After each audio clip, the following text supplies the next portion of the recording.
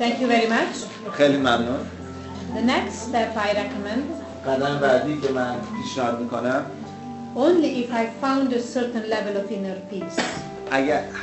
اگر حداقلی از آرامش درونی پیدا کردم، If I still sense this tension, اگه همچنان اون تنش رو دارم تجربه میکنم، then I go for another circle with my feelings and needs. دوباره یه چرخه میزنم با تو چرخه احساسات و نیازها. But if I sense some release, اگه یه مقدار آرامش تجربه کردم، رها شدن رو، and I have the sense, okay, I am ready for the next step, و برداشت کردم که آماده‌ام برای قدم بعدی which is equally challenging, که به همین اندازه چالش برانگیزه، guessing the other person's feelings and needs, possible feelings and needs. حدس بزنیم احساس و نیاز ممکن حدس بزنیم احساس و نیاز احتمالی طرف مقابلمون رو.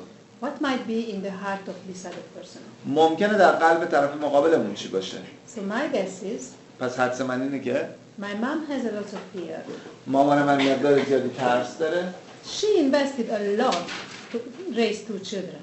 اون سرمایه گذاری بسیاری کرده تا این 2 بچه رو تربیت کنه و And بزرگش. she would like to be sure, و اون میخواد مطمئن باشه when her health is not so good, که وقتی که سلامتش خیلی خوب نیست and she's kind of heading toward completing her life, و در واقع رو به انتهای زندگیشه و داره زندگیشو تموم میکنه، she has her children available around, بچه‌هاشو دور و بر خودش در دسترس داشته باشه، kind of receiving back something. به نوعی دریافت چیزی در مقابلش، And she really cares about the connection. و اون خیلی توجه داره به این ارتباط. And I believe behind this question, و من اعتقاد دارم پشت این سوال there was some joy as well. همچنان مقداری لذت وجود داره و رضایت. Kind of enjoying the excitement of her daughter. به نوعی لذت بردن از هیجان دخترش. But unfortunately, she has very limited way to directly to express her joy. اما متاسفانه اون روش‌های محدودی رو بلده تا بتونه لذتش رو ابراز کنه. So what I figured out, sometimes her joy comes through complaint. بعضی وقتا من تجربه کردم که اون لذتش رو در خلال شکایتاش ابراز میکنه. And it's definitely very scary for her if someone who she cares for jumps into the unknown. پس برای اون خیلی ترسناکه که کسی رو که اون دوستش داره بخواد وارد یک عرصه ناآشنا بشه. So her possible feelings is the mixture of fear and excitement. پس احساسای احتمالی اون میتونه تلفیقی باشه از هیجان و ترس. Her primary need, I assume, wants to be heard. اولین نیازی که من فکر میکنم برای اولویت داشته باشه اینه که شنیده بشه. To be heard without judgment. بدون قضاوت شنیده بشه. She wants connection. اون ارتباط میخواد. To be heard and safety. و امنیت. She just would like to be sure she and her close ones are safe. اون میخواد مطمئن باشه که خودش و از عزیزانش، اطرافیانش در امنن. Was that clear? واضحه؟ So going through this process, وارد این فرایند شدن، I already see the whole situation in a total different light. من کل موقعیت رو در یک وضعیت کاملا متفاوت در زندگی متفاوت می‌بینم. Even now I can sense the release in my body. حتی همین الان میتونم احساس آرامش و رهایی رو تو وجودم پیدا کنم. My mother doesn't want to control me. مادر من نمیخواد منو کنترل کنه. She just wants connection فقط ارتباط میخواد and wants to be heard. و میخواد شنیده بشه And it's okay. و این قابل قبوله. Yes? حد زدن احساس و نیاز اون فرد، اول خواستم سوال کنم که بعد قبل از اون اتفاق باشه یا بعدش که به نظر میرسه که باید قبلش رو حدس بزنم، ولی میخوام بدونم وقتی که عصبانیت من رو دید اون فرد، اون موقع لازمه که من احساس و نیاز اون رو درک کنم. When I'm angry, وقتی من عصبانیم usually I forgot absolutely about feelings and needs. من معمولا فراموش میکنم، کاملا فراموش میکنم احساس و نیاز رو. If I remind myself feelings and needs are exist, اگه من بتونم به خودم یادآوری کنم که احساس و نیاز وجود داره، that's already a great step. این یه قدم بزرگه. Usually in my case when I get really angry, در تجربیات من که وقتی خیلی عصبانی میشم، there are some time possibilities. time available. وقت‌های وجود داره و ممکنه و امکان پذیر که از این وقت استفاده کنیم. Like for example, my mom asking the same question the last 7-8 years. مثلا این سوال رو مادر من در 7-8 سال گذشته بارها پرسیده. So I have a lot of possibility to practice. من فرصت‌های زیادی داشتم تا تمرین کنم. Very often I try my best to step out of the situation. خیلی وقتا من سعی کردم از موقعیت خارج بشم، بیام بیرون. And to say I would like some time. و بهش بگم که من وقتی رو میخوام.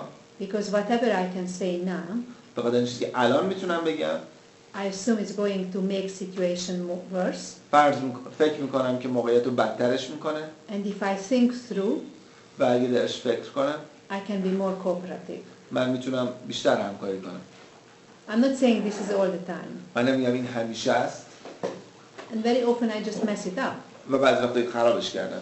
Because I didn't have the time and I reacted. به خاطر اینکه من وقت نداشتم و در واقع واکنش نشون دادم. What's an answer to your question? آیا جواب بود به سواله؟ من فکر کنم تو اون لحظه‌ای که عصبانی میشی این فرصت این نیست که بگردی دنبال این چیزا. یه راه سریع‌تر. That's one of the reasons to do the practice now. و یکی از دلایلی که ما اینجا داریم تمرین میکنیم.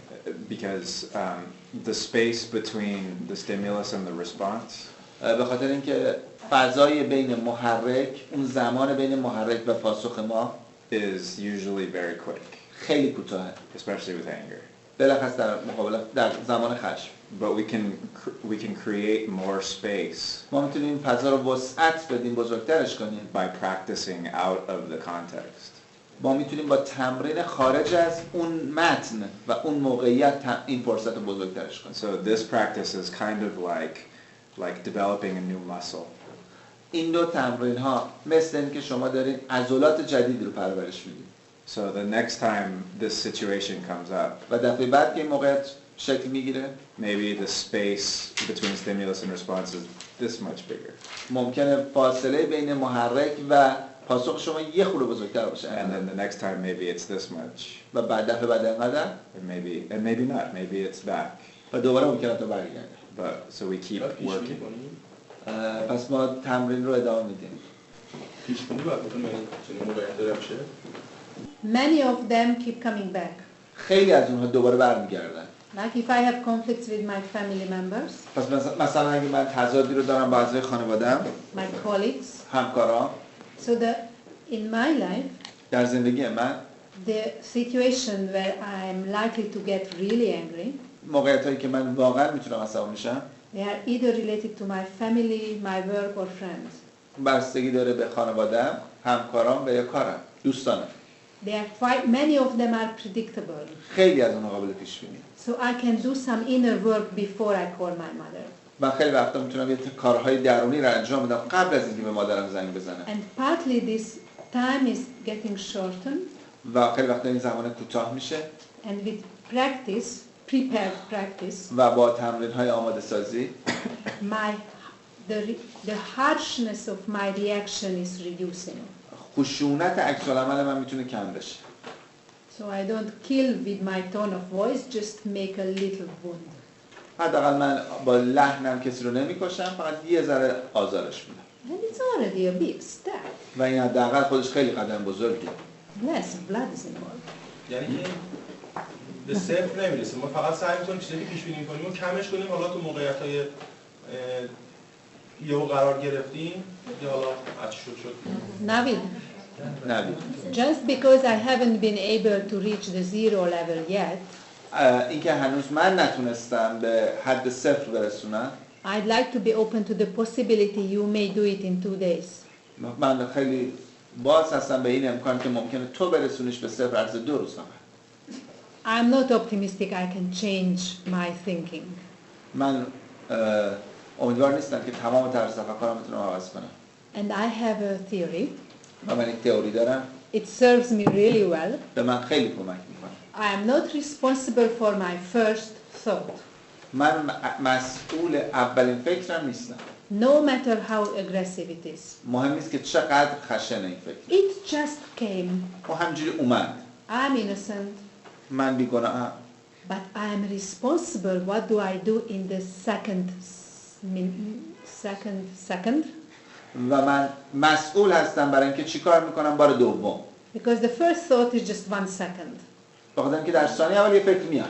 Do I act out of it? آیا من بر اساس اون عمل میکنم؟ Or do I transform it? یا من تبدیلش میکنم؟ Or do I feed my enemy image? یا من در واقع اون تصویر از دشمنم رو تقویتش میکنم؟ That's my responsibility. این مسئولیت من. So this gives me permission to get angry for a moment. این به من این اجازه رو میده که برای لحظه عصبانی بشم. And reminds me و یادآوری میکنه به من که I can change it, I can transform it. من میتونم تغییرش بدم، میتونم تبدیلش کنم. اینکه ما پیش بینی میکنیم که چه اتفاقی ممکنه بیفته یا چه عکس العملی ممکنه طرفمان انجام بده، این قضاوت نیست؟ No, نه. in my understanding, با درک من if I go through the same conflict again and again, اگه من درون یک تضاد قرار میگیرم بارها و بارها، it already happened with me 10 times the last half year, اگه تو 6 ماه گذشته 10 بار اتفاق افتاده، I believe it's very important to do something with it. من بهش اعتقاد دارم که خیلی مهمه براش یه کاری بکنم. And so when we practice with those situations that come up a lot with friends or family, و وقتی ما داریم کار میکنیم با موقعیتایی که با اعضای خانوادهمون یا دوستانمون بارها و بارها تکرار میشه، and we do that work to transform anger in those situations, و ما کار میکنیم که خشم رو در اون موقعیت ها تبدیل کنیم، then when the unpredictable situation comes at us, وقتی که موقعیت‌های غیر قابل پیش بینی میاد، we've done some practice ما تمرینایی داشتیم so that we might be able to approach that situation in a different way. که اتفاقا ممکنه حتی اون یکی موقعیت رو هم با روش متفاوتی باش برخورد کنیم. And so if I can transform the anger between these two people, من ممکنه تبدیل کنم خشم رو بین این دو نفر، then when my president does something that I really disagree with, و وقتی رئیس جمهور هم یه کاری میکنه که واقعا باش موافق which نیستم، is very often, که معمولا اتفاق میفته، then I can approach it with a new approach. I can express my anger in a full way. من میتونم با روش متفاوتی باش برخورد کنم، میتونم خشمم رو با یک فرم دیگری بهش ابراز کنم. So the small interaction then begins to affect how I work in the world. پس یه دونه یه رفتار متقابل خیلی کوچیک اینجا میتونه تاثیر بذاره در کل روابط من، در کل دنیا. If I am angry quite often, اگه من معمولا عصبانی هستم، it's worth to check, is my life in the path where I wanted to have it? خیلی خوبه که من با خودم دوباره ارزیابیش کنم که آیا زندگی من تو جاده‌ای هست که من دوست دارم باشم؟ Because what I found out, چیزی که من پیدا کردم if I have some really big problem, این که اگه من خیلی مشکل بزرگی دارم، for example, I really hate my job, اینه که مثلا اینه که من از کارم متنفرم and I spend that 10 hours per day doing something what I just wish to quit. و اگه من روز 10 ساعت رو دارم صرف کاری میکنم که آرزو دارم رهاش کنم، In this situation, I am much more likely to be frustrated with the cat of my neighbor. من احتمالاً خیلی راحت‌تر برانگیخته میشم و عصبانی میشم با عمل همسایم. But if my life is more or less okay, اگه زندگی من کم و بیش میزونه، I'm much more flexible with these really tiny things. من و خیلی بیشتر انعطاف دارم با چیزهای خیلی کوچولویی که اتفاق میفته دور و Is برم. that cat whining loudly or not? آیا اینکه مثلا گربه همسایم حالا واسه بلند داره صدا میکنه یا واسه کم صدا میکنه؟ So if I'm angry, I can add another question. اما اگه من هنوز عصبانیم یه سوال دیگه هم میتونم اضافه کنم. Is this really important for me? آیا این واقعا برای من مهمه؟ Thank you. برای تمرین وقتی که ما این گفتگوی درونی رو با خودمون آغاز می‌کنیم، مثلا من تو 20 روز گذشته ناخواسته ساعت 3 صبح از خواب بیدار شدم و مشغول این تمرین شدم که حالا اون چی گفت من چی گفتم یا در یه موقعیت مشابه چی کار باید کنم. ولی دو طرف قضیه خودم هستم، یعنی در واقع حق به جانب‌تر میشم، خودم قوی‌تر میشم و اون خشم تازه بیشتر میشه. این تمرین وقت منو بیشتر عصبانی میکنه. So there's a difference between this is why it's important to make the distinction between what are my judgments about the situation. و این خیلی مهمه که برای همین خیلی مهمه که ما بتونیم تفکیک کنیم که قضاوت‌های ما نسبت به موقعیت and what needs are most alive. و کدوم نیاز ما فعاله اینجا. My experience, تجربه من if something is really important, اگه چیزی واقعا مهمه، if I go through the process once, اگه یه بار رفتم تو فرایند، then I calm down. وقتی آروم شدم، If I didn't calm down, اگه آروم نشدم، it means I'm not connected with my real feelings and needs. نشون میده که من با احساسات و نیازهای واقعیم هنوز مرتبط نیستم. And then some minutes, seconds or some hours passed, و وقتی که چند دقیقه، چند ساعت گذشت and this damn anger comes back. و دوباره این خشم برگشت And if I go through the process again, و اگه دوباره رفتم تو این فرایند، the second, the third time is much more easy. یه بار دوم سوم راحت تره And then after a while, it stops. و بعد از مدتی تموم میشه. My anger doesn't come back again. دوباره خشمم دوباره برنمیگرده. This can happen easily این میتونه به سادگی اتفاق بیفته. if I get the stimulus again. دوباره من محرک رو دریافت کنم. If I'm angry with the US government, اگه من با عصبانی هستم از دولت امریکا، I'm very likely to be re-stimulated again whenever I listen to the news. من دوباره تحریک میشم احتمالاً وقتی که به اخبار گوش میدم. But again, I go through the process, من دوباره به فرآیند فرو میرم. find my inner peace, من صلح درونیمو پیدا میکنم، آرامش درونیمو. and then another key point comes. و اون وقت یه دونه نکته مهم دوباره پیدا When میشه. I found my inner peace, وقتی که من آرامش درونیمو پیدا کردم، when I guessed what's the other person's possible feelings and needs, وقتی که حدس میزنم که چه احساس و نیازی رو ممکنه طرف مقابلم داشته باشه، then I decide what action do I want to take. اون وقت تصمیم میگیرم که چه عملی رو من میخوام انجام بدم. Because this process is not about making us nice, good behaving little girls and boys. چون این فرایند قرار نیست که ما رو تبدیل کنه به یک پسران و دختران خوب، خوشگل، خوشرفتار. Probably you believe me, I really don't want to be obedient. فکر میکنم باور دارید که من نمیخوام تسلیم باشم. If you don't believe, you can call some of my colleagues. اگه شک دارید میتونید به چند تا از همکارای من زنگ بزنید. At the same time, I don't want to act out of this destructive anger energy. و در همون زمان من نمیخوام عمل کنم بر اساس این انرژی منحرف کننده خشم. I want to find peace and love in my heart. من میخوام آرامش و عشق رو در خودم پیدا کنم. And then I want to make changes out of this deep inner peace. و وقت من میخوام تغییراتی رو ایجاد کنم منبعث و برانگیخته شده از این صلح و آرامش درونی. And there is one more important thing. و یه چیز مهم دیگه وجود داره. When I'm angry وقتی عصبانیم or when I'm incredibly happy, و یا خیلی خوشحالم، which means I have very strong emotions. یعنی اینکه هیجانات شدیدی رو دارم، My brain, only this big part of my brain is working. فقط اینقدر از مغزم کار I میکنه. hope you agree with me. امیدوارم شما با من موافق باشین. Please repeat it. When I am peaceful, وقتی که آرومم، the more peace I have, هرچه بیشتر آرامش داشته باشم، my brain works much better or much more effectively. مغزم موثرتر و کارآمدتر کار میکنه. So out of anger, و پس در واقع برانگیخته شده از خشم، usually I see only one solution. من فقط یه راه حل میبینم. If I'm peaceful, اگه من آرومم، I can see unlimited number of strategies I can do. من میتونم راهبردهای بی انتهایی رو، بیکرانی رو ببینم. So I can choose the one which makes the most sense. و من وقت میتونم اونی رو انتخاب کنم که بیشتر به جور در میاد یا بیشتر کار میکنه. Did I make myself clear? آیا تونستم خودم رو واضح بیان کنم؟ So whenever I'm angry, پس هر وقتی عصبانیم، that's almost always end in an action. معمولاً با یک عملی همراه میشه که But it's very important from which energy which this action comes out. خیلی مهم اینه که این رفتاره از کدوم انرژی برانگیخته میشه. So to add to what Eva just said, برای اینکه اضافه کنم به اون چیزایی که الان ابا اضافه کرد، the feelings of anger and frustration احساسات خشم و ناامیدی are associated with an irregular heartbeat. با ضربان قلبی ما هماهنگی نداره. And so when you have an irregular heartbeat, it pushes the energy to the back part of your brain.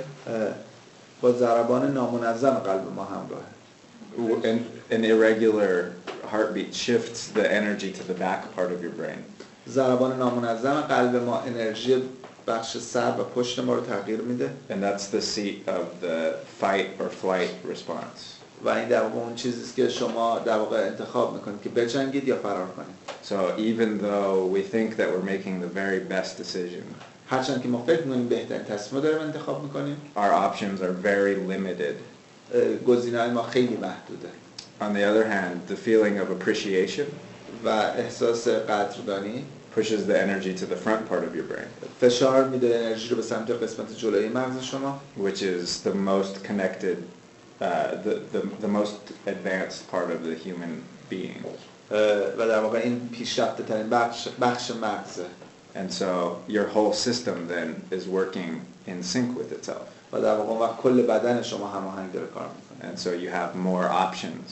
و وقت شما امکانات بیشتری و انتخابای بیشتری دارید. And so research has shown تحقیقات نشون دادن که that when people have that regular heartbeat and have that feeling of appreciation, که وقتی که ضربان قلب منظم رو دارن و اون احساس قدردانی و شادمانی رو دارن، they can remember things more clearly. بیشتر چیزا رو به یاد میارن. They do better on written tests. بهتر میتونن در امتحانات کتبی عمل کنن. And overall they make more life-serving decisions. و اون وقت میتونن انتخاب‌های بهتر داشتن برای اعمال در خدمت زندگی. And so I've found no better way of cultivating that sense of appreciation من راه بهتری پیدا نکردم برای تقویت اون احساس شادمانی و قدردانی than to be aware of my own needs and aware that someone else also has needs. راه رو بهتر از این پیدا نکردم که آگاه باشم به نیازهای خودم و نیازهای طرف مقابل. And then to be with all of those needs at the same time. و بودن با همه نیازها در یک لحظه. That for me cultivates that sense of appreciation that opens up the space that Eva was talking about. این برای من اون احساس قدردانی و اون شادمانی رو ایجاد میکنه که اون وقت اون فضایی رو فراهم میکنه که اوا داشت توضیح میده. And then again, really important, we act. و اون وقت ما عمل میکنیم. We don't just sit with it, we act. ما منفعل نمونیم، عمل میکنیم. الان که این تمرین انجام میدادن متوجه شدم که خشم من تبدیل شد به غم خیلی عمیقی و بعد این باعث میشه که من بکشم کنار، در صورتی که وقتی که خشم میبینم حداقل یه کاری میکنم ولی اینطوری اون آدم یا اونها از حذف میشن از این. By his things, that action for those people. So are you concerned آیا تو نگرانی؟ if you go beyond your anger اگه تو به برای خشمت بری and you connect with this deep sadness, و تو متصل بشی به این غم عمیقه، then you withdraw. اون وقت تو رها کردی قضیه رو. So there won't be action at the end. و اون وقت در واقع رفتار و اقدامی در انتها نخواهد بود. I would like to encourage you just to sit with it for a while. من میخوام به تو پیشنهاد کنم که مقداری باشی برای مدتی با این غم وقت بگذرونی باشه. And to warn you, تحذیرت میکنم. sadness is just one thing. غم یه چیزه. It can be enormous amount of fear. ممکنه مقدار زیادی ترس باشه. Like when I go through the process of transforming my anger against US, وقتی که من میرم تو فرایند این که تبدیل کنم خشمم رو نسبت به آمریکا، I'm really connected with my fear of being dead. من متصل میشم با ترسم از مرگ. Because there is a huge power به خاطر اینکه قدرت بزرگه which can control me, که ممکنه که میتونه منو کنترل and I کنه. have this fear of my soul is get killed, و من از این میترسم که روحم کشته بشه or my body can be killed. یا بدنم کشته بشه. But if I stay with these feelings, ولی اگه من با این احساسات باقی بمونم، as Jiva said, the feeling won't last longer than 7 to 14 seconds. و همچنان که جیوا گفت احساسات باقی نمیمونن بیش از 7 تا 40 ثانیه. Anyway, let's say 1 minute. بگی بذار Be یه generous. دقیقه. So whenever I have the courage to stay with my feelings, هر چقدر وقتی که من شجاعت این رو دارم که با احساساتم باقی بمونم، it's just mad. این در واقع حل میشه. And another feeling comes up. و احساس دیگه ای میاد. And then finally I found peace. و اون وقت من در نهایت آرامش پیدا میکنم. And for example, my process برای مثال فرآیند من what do I want to do against US? اینکه میخوام چیکار کنم برای امریکا. I'm very committed من خیلی متعهدم to teach every children in Eastern Europe که به هر بچه‌ای در اروپای شرقی آموزش بدم for much better self-confidence, اعتماد به نفس بیشتر رو، so the Americans cannot be more successful than them. که آمریکایی نتونن موفق‌تر از اونا باشن. Isn't it a great revenge? فکر نمی‌کنی انتخاب بزرگی؟ It may take 10-15 years, ممکنه 10-15 سال طول بکشه، but still I feel so energetic. اما من همچنان احساس انرژی زیادی می‌کنم. I'm not saying this is the only solution we can do, من نمیگم این تنها راهیه که میتونیم پیدا کنیم، but given to my life situation, اما با در نظر گرفتن موقعیت زندگی من، this is what I have the energy to go for. این انرژیه که من دارم که برم به سمتش. این کاری است که من انرژی دارم براش. So I would like us just to encourage ourselves من میخوام همه رو در واقع بخوام که خودمون رو ترغیب کنیم که to increase our ability افزایش بدیم توانایی هامون رو to stay with the strong feelings تا با احساسات قویمون وقت بگذاریم و باشیم و بتونیم تحملش کنیم and just to give a try. و امتحانش کنیم. If I'm really with it, اگه واقعا با it melts. اونا حل میشن و از بین. Feelings are changing moment by moment احساسات تغییر میکنن لحظه به لحظه. unless I get stuck with them. من که من بچسبم به اونا. Did you get some encouragement? آیا کمی شجاعت و ترغیب پیدا کردی؟ بیشتر از کم. More than a little. Thank you. And a good friend of ours named Dominic Barter یه دوست خوب ما به اسم دامینیک باردر said something to me that was one of the most powerful things any NVC trainer ever said to me. یه چیز خیلی موثر و قوی به من گفت که شاید یکی از قوی ترین جملاتی باشه که هر کدوم از این مدرسان NVC به من گفتن. He said that some people see these NVC things and they just take it on faith that it'll work. بعضی این NVC رو میبینن و ایمان میارن که این کار میکنه. They just trust that NVC must be a good thing. و اونا اعتماد دارن که NVC باید یه چیز خوب باشه. And he said that doesn't work for me. اون گفتش که این برای من کار نکرد و جواب نداد. He said instead I have distrust. در عوض من بهش اعتماد نداشتم. And so I go out every single day and I test the theory. و من هر روز رفتم بیرون و امتحان کردم این تئوری رو. Because I'm trying to prove it wrong. به خاطر اینکه می‌خواستم ثابت کنم که اشتباهه. The best way I know how to prove it wrong is to try to do it exactly as we're talking about it. و بهترین راهی که میتونستم ثابت کنم که این جواب نمیده این بود که برم دقیقاً قدم به قدم اون چیزی که صحبت میشه رو انجام بدم. And he hasn't found a situation where it hasn't worked out. و این موقعیت رو هنوز پیدا نکرده که این جواب نده. Do you want to explain that? Do you want what is doing? Because I think the condition is important. من ازش خواستم که توضیح بده که این دامینیک تو برزیل کار میکنه و چه تجربیایی داره. تو محله گانگسترها قاچاقچی‌ها تجربه کرده. نه در مثلا یه مدرسه خیلی چیز. I explained that because he's working in the very neighborhood with the drug dealer and he's not in a very fancy school in very modern country. And you want to explain about the Dominic's experience? Yeah, and so in that situation, in the most violent region of the world, در شاید خشن‌ترین در قاره دنیا there are more gun deaths in Brazil. People die by guns more in Brazil than this entire region combined. آمار افرادی که واسه اسلحه کشته میشن در برزیل بیش از افرادی است که در کل این قاره دارن کشته میشن. And so with Dominic's approach, now he has been invited by the Brazilian government to design a restorative justice program for the entire country. با موفقیتایی که دامینیک تو برزیل داشته، حالا برزیل دعوت شده از طرف دولت برزیل تا این عدالت ترمیمی رو برای کل کشور در واقع طراحی کنن و گسترش بدن. And that started with working on this interaction here.